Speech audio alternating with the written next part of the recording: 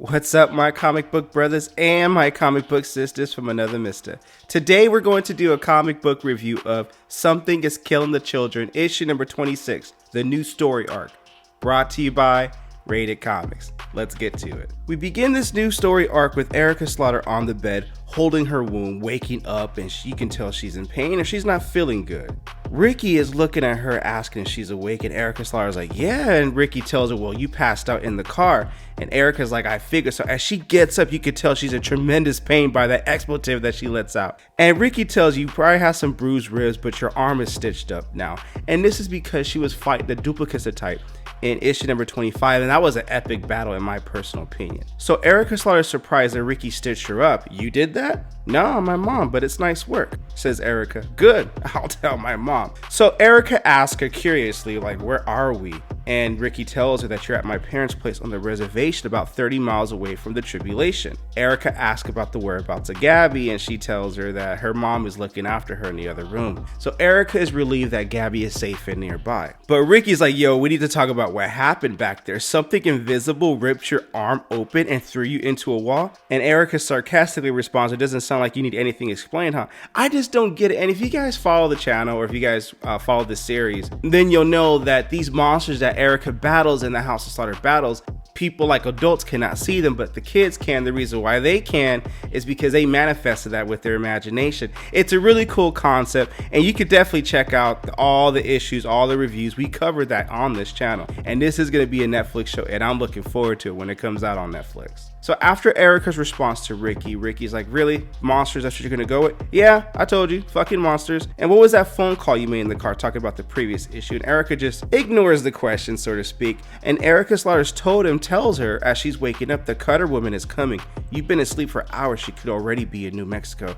Yeah, I know, says Erica. And Ricky's like, what? You know what? And Erica's like, I wasn't talking to you.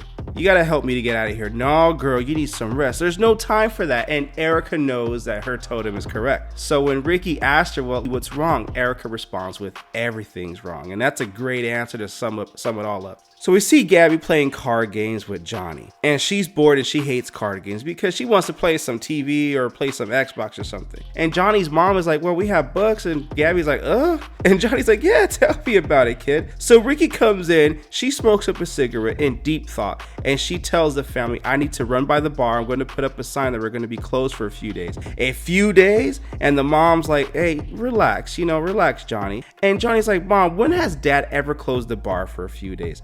Never, not even on his birthday. And Johnny claps back with this sister. You hear that, Ricky? Not even on his birthday that he closes down the bar.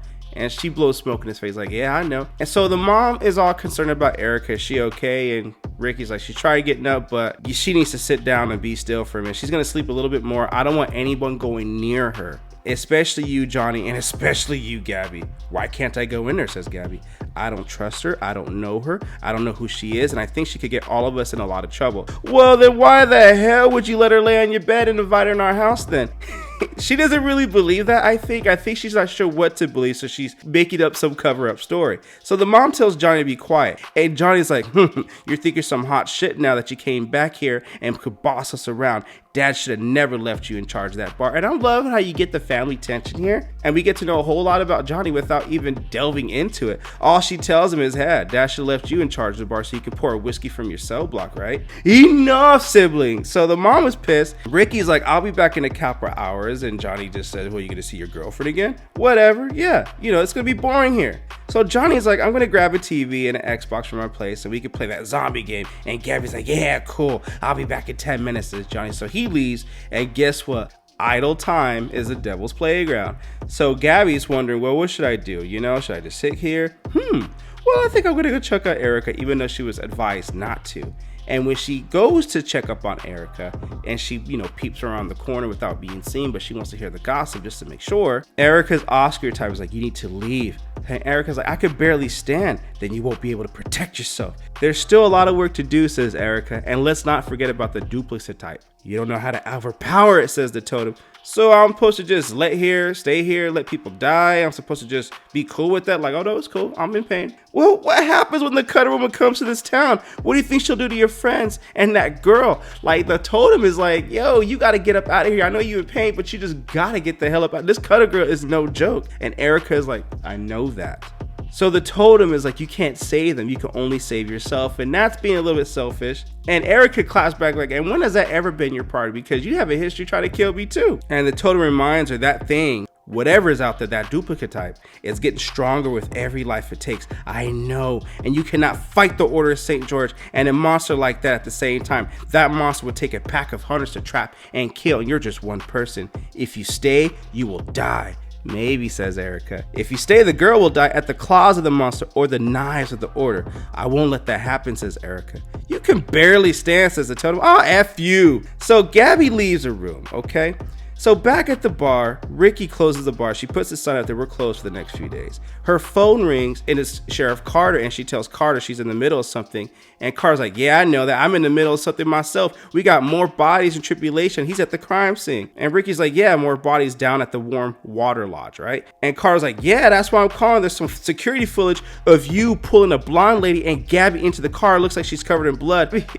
And Ricky right away knows that she fucked up. She's like, yeah, I know, that was me. From the murder scene, says Sheriff Carter, you didn't think of calling the police even though you know the freaking sheriff since we're freaking grade school. What the freak is wrong with you? Look, I'm just trying to make sense of all this, says Ricky, so calm down. No. I don't need you to calm down. I need you to go to the station. I want you to bring Erica Slaughter. I want you to bring that girl and Gabby, and I need you to bring him in an hour.